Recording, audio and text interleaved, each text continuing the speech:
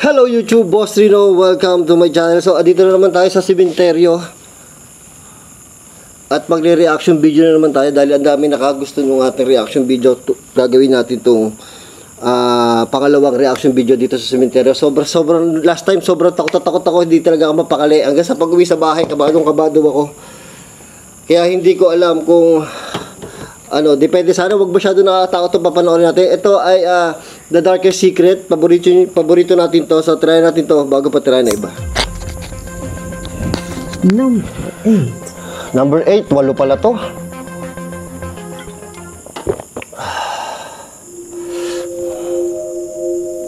We start with Jasenya's video.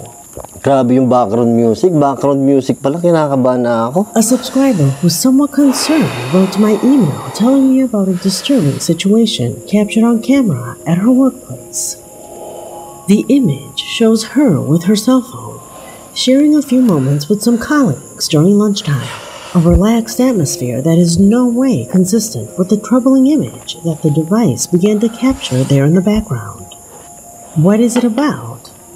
Please pay close attention. Oh my God, ano to? Ba't puro blurred? Teka lang. Puta, parang merong iba talaga pag narinig ko yung background music. Parang feeling ko merong tao nakatayo sa likod ko eh. Nakakatakot. Anong meron doon sa bilog? Ay, pinakaputi. Gago, white lady. Yan, ayoko makikita sa panonoorin ko, white lady.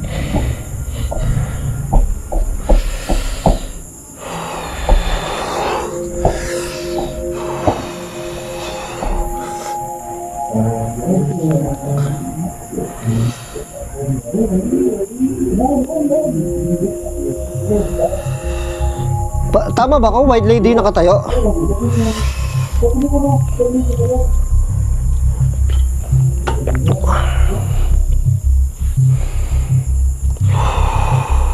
Ang bagal pa naman magsalita nito ni Darkest Secret.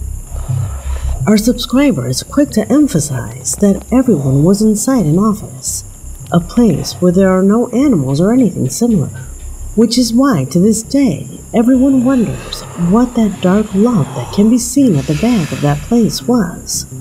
If we are not talking white lady nga to, gago. Then what is it? It could be a person, but so small? For some, we are in the presence of something more.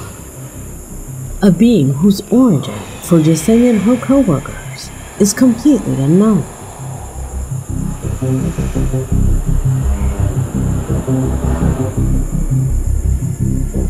Ay, hindi. Puta, iba pala yung nakakita ko.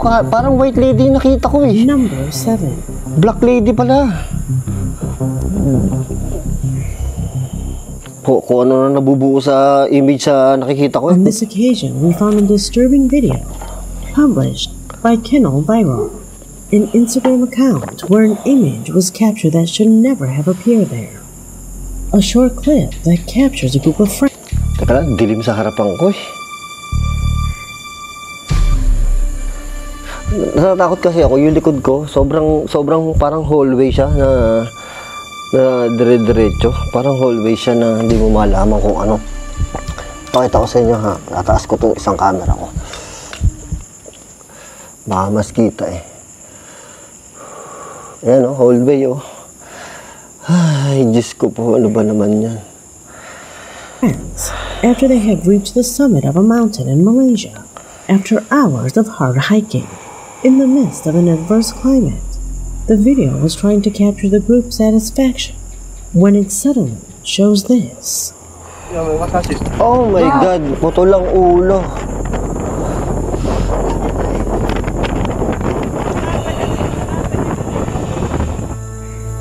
Nakita ko na to eh. Siguro mga 2 beses ko na nakita tong video na to. Yan yung putol na ulo. Pero iba pa rin ang pakaramdam pag nandito sa sementeryo. Bumilis yung tibok ng puso ko. Nakita ko yung putol ng ulo. May phobia ako dyan sa putol ng ulo eh. It was at the beginning of this footage that the camera focuses on one of them, who seems to have no head Could it be an error in the image? As you might imagine, many internet users have been speculating, looking for a possible explanation. While the most skeptical are Grabe, inclined to believe that it is just a man with his head down looking at his smartphone, others assure that this man was never part of the group that ascended to the top, reinforcing the theory that it is possibly a paranormal entity. Do you think the latter is possible? Nakakabahan ako. Comment below. Number 6. Number 6.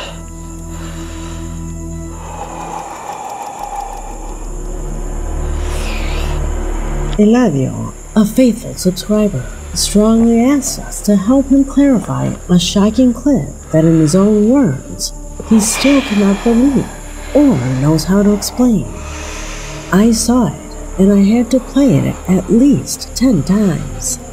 And even so, I still don't quite understand what happened.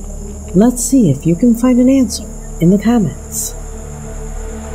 The image you are seeing corresponds to a camera installed on a public road. Ano yun?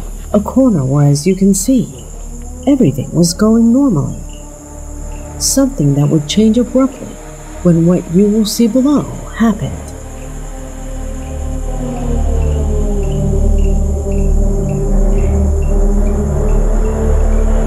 Uy, ano yun? Ano yun? Lumipad? Tumalon? Nay!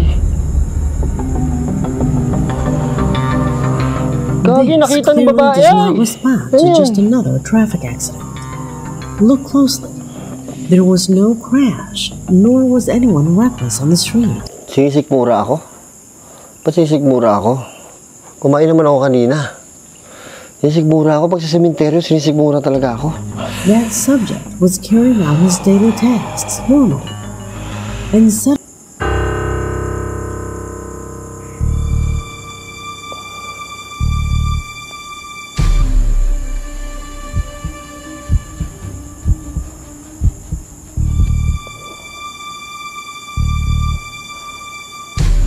Ano nangyari?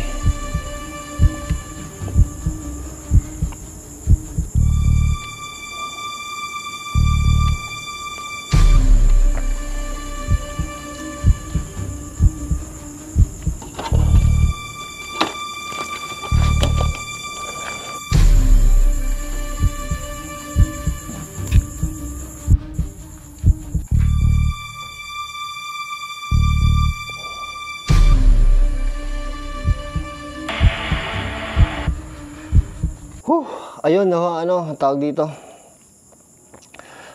Biglang nagloko yung laptop ko, hindi ko alam kung bakit. Full charge naman to siguro kasi luma na. Biglang nagloko. So dito ako sa phone na lang manonood para matapos ko yung video. Diba sinikmura ako, tapos biglang nagloko yung laptop. So tuloy natin. Nakakatakot.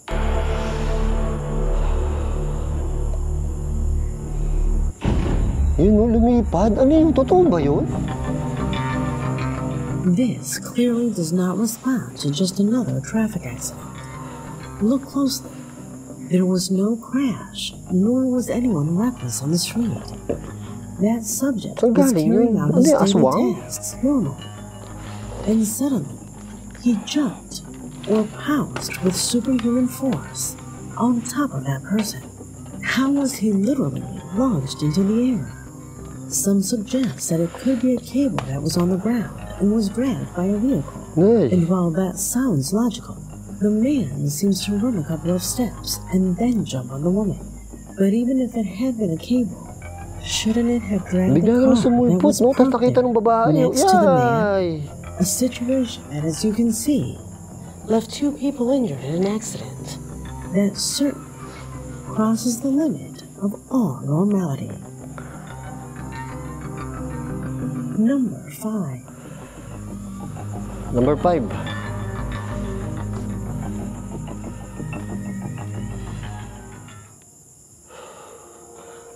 From time to time, the TikTok video platform surprises us with footage that captures truly inexplicable occurrences. And a clear example of this lies in the video of the young woman you are seeing on the screen. Oy, nako, A footage that had ito yung mga nothing more nakakatakot than the yung ganito. intention of an Ito yung mga nakakatakot yung mga gantong video, yung mga selfie. Ito yung may mga napapakita talaga sa likod eh. Kaya ako pansin nyo, lagi ako natingin sa likod kasi yun yung mga nakakatakot eh. entertaining. However, that only served as a window to appreciate the disturbing and inexplicable that occurred here. However, that only served as a window to appreciate the disturbing and inexplicable that occurred here. Ito na.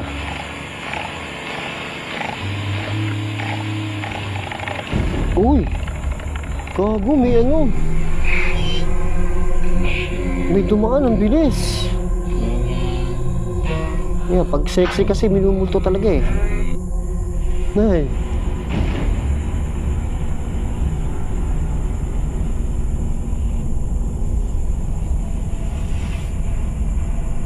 Ang creepy. No. Gago, nag-block. Nakita nyo, nag-block yung ano, nag-block yung screen. Pagka-block ng screen, bigla ko nakita yung likod ko. Yung reflection ko, tsaka likod ko, nakita ko. Nakakatakot. Right? What is that crosses the image behind the young woman? Ayan o, tumakbo. Ayan o. In the same recording published on TikTok, it is revealed that at that time, only she and her pet were at home, which is why it is not possible to explain that strange figure that crosses the screen. At first, I assumed that it could be a family member or friend, but if you notice carefully, the figure appears from behind the hammock. There is no way a complete human body could hide there. How come it is not visible in the back? How is it that you can't see it crossing? Hey. Also know that the figure seems to be wearing some kind of hood or tunic, similar to those worn by nuns. Does it seem like that to you? What do you think that is? Parang ano, parang humakbang, di ba? Parang humakbang. Number 4. Number 4, bilis na, baka matapos na tayo. In this position, we find a quite disturbing recording, which was captured in the middle of a marriage ceremony. In the image, you can see the young couple sitting together and in the company of their respective families, all in front of the priest in charge of carrying out the act in accordance with the religious faith of both. A ceremony that was carried out completely normally until something absolutely mysterious begins to happen to the bride. Ay. What is it about? Observe. Nakatakot yung background music niya, no? Darkest Secret.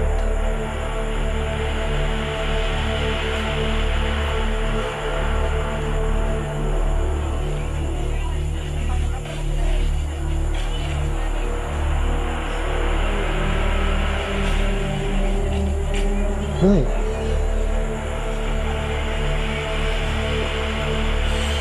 Oh my God. Yan. Takot ka. Alas, parang sinapian. Sinapian ba siya?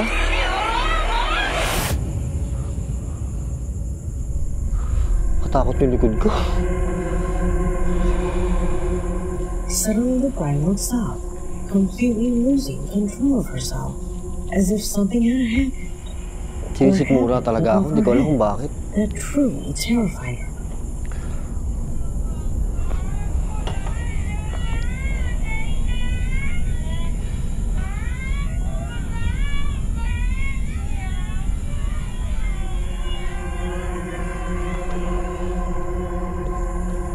What happened to her? What did she see? Some suggest that according to Muslim belief, it could be ancient spirits who would be against this marriage. Spirits who would make their discomfort known in this disturbing way. Do you think there is some truth to this belief? Is there any other explanation? Leave it in the comments. Ano kaya nakita niya? Parang siya sinapian, oh.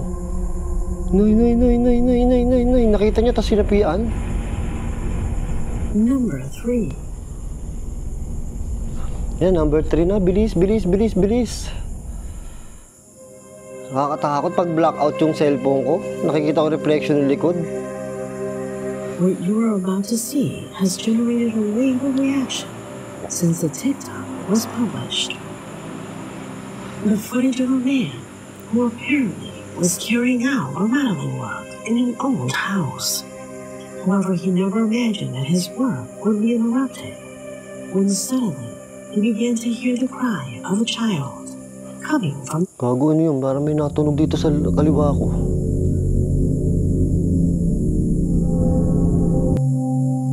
Parang may natunog dito sa kaliwa ko. Basement. Pay attention.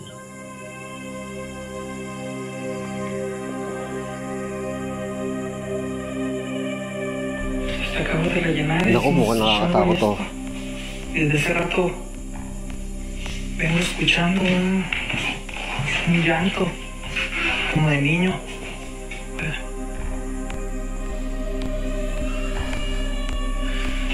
el peor de que aquí en la casa esta pues, no hay, están todos los cuartos vacíos. Naku, may lalabas na naman dito. May lalabas na naman dito. Me da miedo el basement, pero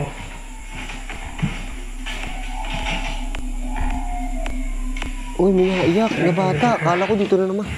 deja checar. Dito pa naman talaga. Dito sa cemetery nito, may mga bata talaga dito eh. Na nagmumulto eh. Porque allá afuera no hay nada.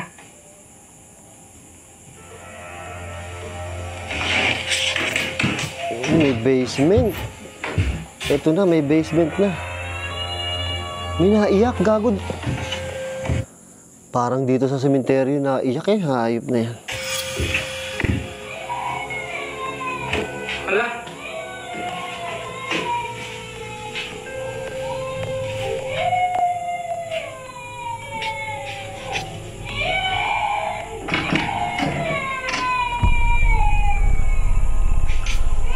Creepy, gago.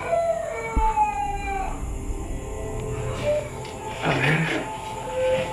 No hay nada. Ito kasi yung part na to, libingan to ng mga baby. Itong part na doon sa kabila, doon yung libingan ng mga baby. Natatakot ako.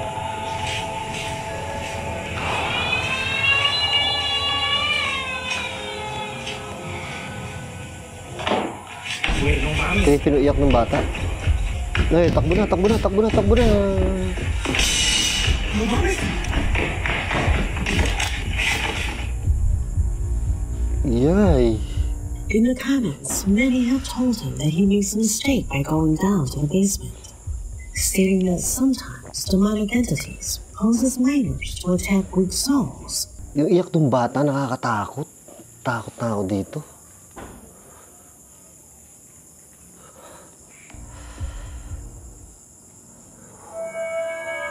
Naku po, hotel. Ito na, hotel. We continue with the strange footage that the employee of a former hotel made outside while he was taking a break. It was after midnight when in the distance a strange silhouette began to materialize.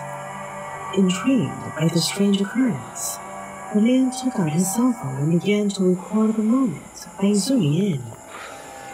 At which point he noticed the presence of something completely odd. Takot yung background Pay music. attention.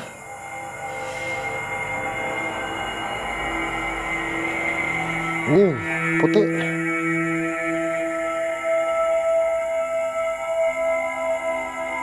Ayan na. Gago, paano kung meron dito niyan?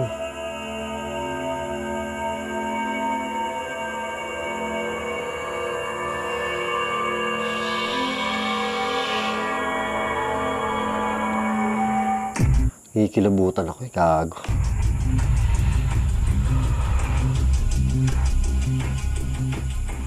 As you can see, the way he moves is quite odd.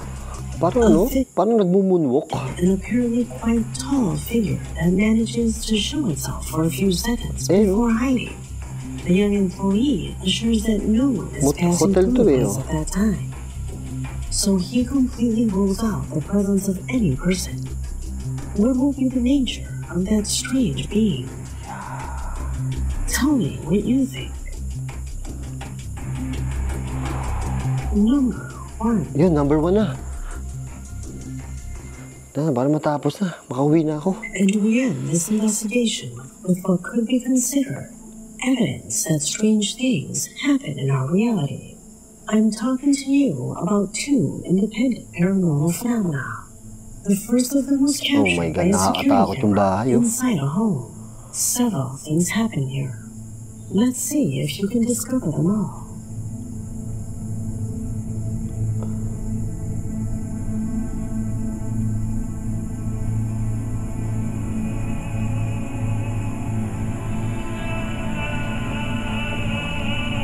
Wow, ano yun? Ay! May sumilip, gago. Ba't puti buhok niyan?